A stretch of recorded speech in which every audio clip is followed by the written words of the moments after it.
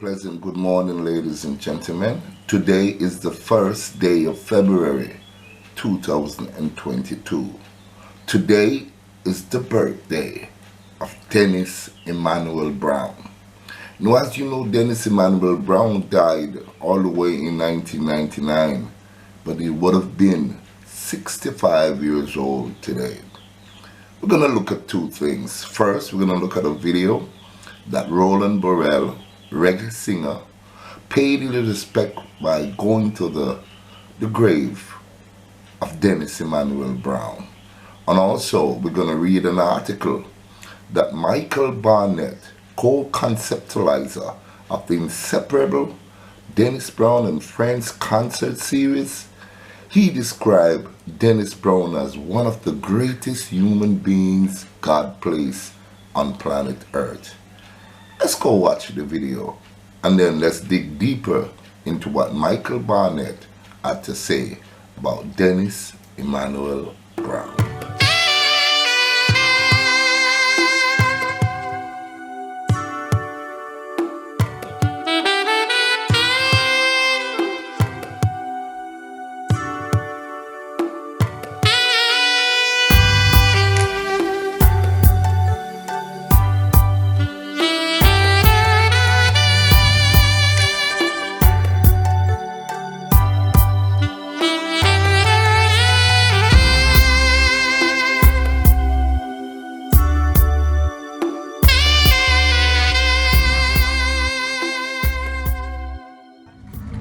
Don't know, sir.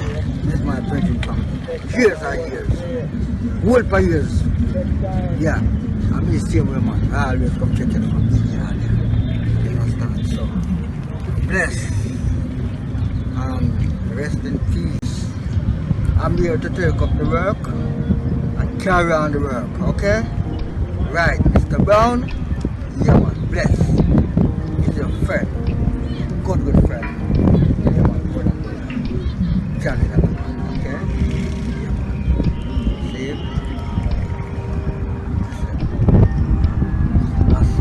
Rastafari.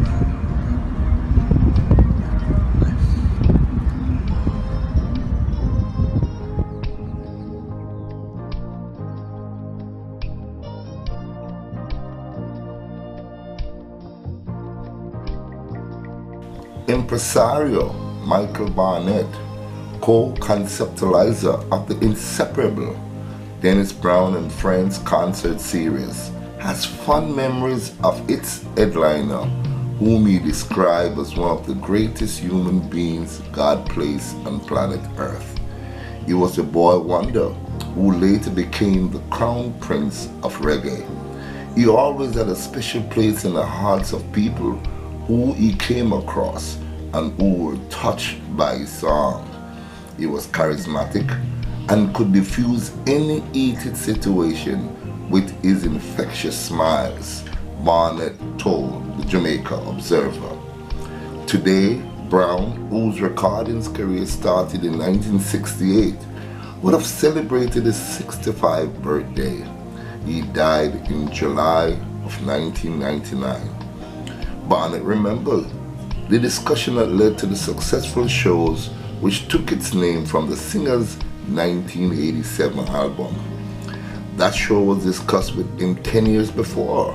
I was living in New York and actually brought him to New York for him to see the response to him. I wanted to do a show then, but it never happened. I had a record shop, and in my record shop was an 8 feet by 6 feet painting of him that was amazing. He asked me if I could give him the painting, and I said, anytime you do a show for me, I'll give you the painting, he recalled. According to the promoter, he and business partner Kenrick Davis wanted to introduce a unique concept for Inseparable. We wanted him to open the show, then bring on a guest or two. The guests would perform, he then would join the guests. The headliner would then close the show, said Barnett. Normally, headliners would close the show. I got the idea from watching a Barry Manilow special on television. The inaugural concert was set for Saturday, May 28, 1988 at the Oceana Hotel in downtown Kingston. Brown was supposed to arrive in the island from England the Wednesday before. We wanted him to come early to do some radio interviews and stuff. We went to the airport to pick him up on the Wednesday. No Dennis. Thursday, no Dennis. Friday, no Dennis. Saturday morning, no Dennis. About 2 o'clock he came. Apparently, he rerouted himself from England to New York, then took an American Airlines flight to Jamaica. He called me to say he's on the last flight from New York, and we went to get him at the airport. We were fuming, and when he stepped out of the airplane and saw us on the tarmac and smiled, everything melted away, said Barnett. The singer was then whisked away to Radio Jamaica on Lindus Road to do an interview. When he came off the air, the station car park was packed with fans trying to get a glimpse of him. I saw a bus stop and a male passenger came through the window and ran into the radio station car park to see Dennis Brown. He couldn't wait to come through the bus door, he said. The inaugural Inseparable Dennis Brown and Friends was a success. Lieutenant Stitchie and Ebony were also on the bill. Dennis crushed it. He was in a tuxedo. Ebony was in evening gowns and Stitchie was in a tuxedo. Even the backing band, Light Parks and Weedy People were in tuxedos. We dressed up the music, Barnett explained. I also presented Dennis with the painting of himself on canvas that he saw in the record shop 10 years before.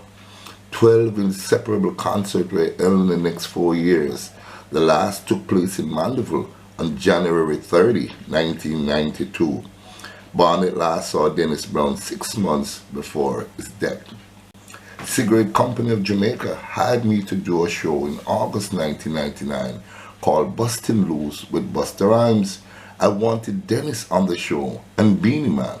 In March, he went to tour in Brazil, and when he came back, I called him and said, Dennis, I have a deposit for you. We're going to do 2 shows, one in Kingston at Cinema 2 and one in YRS at the cruise ship pier. He came by in the night in March. He had a big towel around his neck and stuffed the ends in his shirt. He looked under the weather and he sounded a little way. He said it looked like he caught the flu in Brazil. So I asked, why did he come in the night here? He said he would collect a check and go straight home to his bed. That's the last time I saw him, said Barnett. Barnett is a disc jockey at Cool 97 FM and co-conceptualizer of Heineken Star Time, another popular series on which Brown appeared regularly. He said fans of the singer are still loyal to him. He was a singer as 90% of the Jamaican singer used Dennis Brown's voice to learn how to sing. He had a teaching voice. I believe Dennis Brown is the most loved Jamaican artist by Jamaicans, he added. In 2011, Brown was posthumously recognized with an Order of Distinction Commander rank for his contribution to Jamaican music. Interred in National Heroes Park in Kingston, he has more than 70 albums to his credit. Wow, what an illustrious career. I'm 65 years old this year, so I can just imagine what Dennis Brown would feel like at 65. I'm feeling fantastic. Dennis Emmanuel Brown. What a voice. A matter of fact, reggae icon Bob Marley called Dennis Brown a singer. He was the one who named him the Crown Prince of Reggae. Jamaica, we have lost an icon, but we are blessed with hundreds of songs, over 70 albums that Dennis gave to us. And guess what? We will never forget him. Dennis Emmanuel Brown, you are our icon, you are our singer, you are our hero. Rest in peace, O great one, as we celebrate your 65th birthday. Thank you for giving us such a wonderful journey. Thank you so much.